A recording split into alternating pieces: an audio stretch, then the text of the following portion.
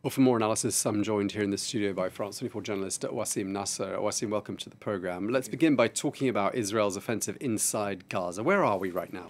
Well, actually, we have a map. We're gonna display the map. We'll see what are the areas of advancement of Israeli armed forces. So here we see what's in red are the areas where Israeli forces succeeded in advancing, and we see that mostly we are talking about the seaside of the northern part of Gaza Strip. There are fights in Beit Lahia, fight in Beit Hanun, and the area which is still preventing Israel from making the junction is the Shati camp, which is the Palestinian refugee Shati camp, a very dense area. And as you see on the map, they are all around Gaza City, but not yet in the streets of Gaza City.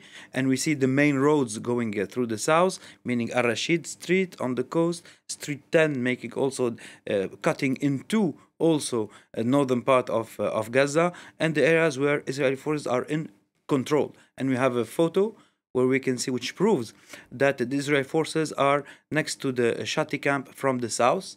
And on this photo, we'll see a big wheel, which is actually next to the port. Here it is. So this big wheel is south of the Shati camp on the seaside of the Gaza Strip. So here is proof with photo where Israeli forces are actually in control. Yeah, we were talking about that theme park yesterday, not you and I, but our correspondent in Jerusalem, saying it's the only thing left of that theme park.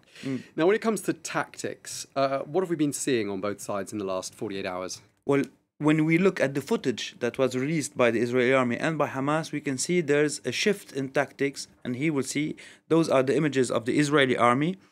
So, of course, bombardment, as they are doing since day one. But here we see foot soldiers on the ground, meaning we are not in incursion mode, we are in control mode. And here it's an old Centurions tank made as a troop transport. And here we see Javelin rockets on Israeli forces. But the most important thing is they are on foot, meaning to protect their tanks and their vehicles, meaning also that they are not scared of being shot by Hamas militants. Here we see the first phase of fighting in the outskirts of Gaza City, open areas, small houses, and we see that the Hamas crews were by two, a shooter and a loader, you see. And here we see how they tried to prevent Israeli forces from going into those areas. But as you see, one more time, we are talking about open areas. We're not talking about densely populated areas. And we have another footage too. Here it is also. You see the footage of mortars. So we are talking about 120 millimeters mortars to delay or to prevent Israeli forces from advancing. And one more time, we are in open areas. We are not talking about heavily or dense populated areas where this kind of mortars wouldn't be anyways efficient against advancing forces. And this is the last phase of the fight. And here we are seeing urban fighting, as we saw in Aleppo in Syria, as we saw in Homs, as we saw in Mosul in Iraq. And here is the hardest part of the fight, either for the Israelis or for Hamas militants or other Palestinians who are into this fight.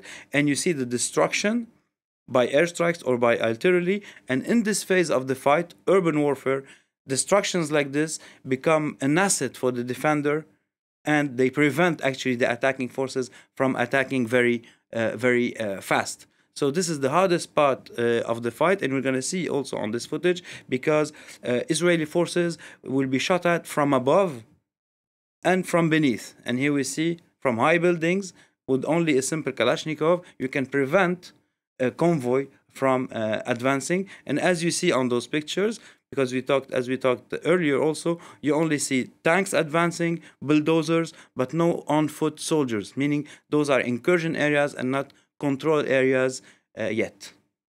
Okay, and just lastly, I mean, do we know anything more about what Israel has planned for the post-conflict scenario there in Gaza? Well, actually, the Israeli Prime Minister was vocal about controlling Gaza, the security in Gaza, but we don't know how it's going to unfold, because even the Americans, Blinken said that they wouldn't accept a new occupation of Gaza.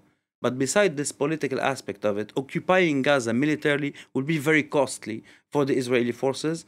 in materially and in human resources. And I don't know if they want to go into such a thing after have withdrawn from Gaza in 2005. Another option was on the table, meaning international forces.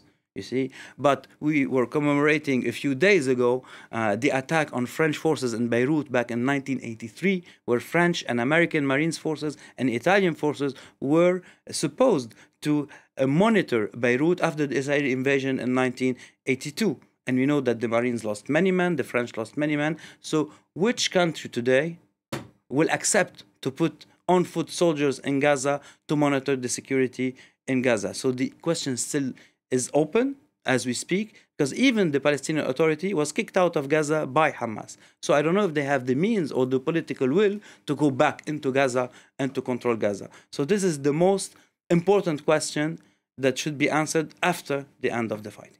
Okay. Was Wassim Nasr. Thank you very much indeed for your analysis.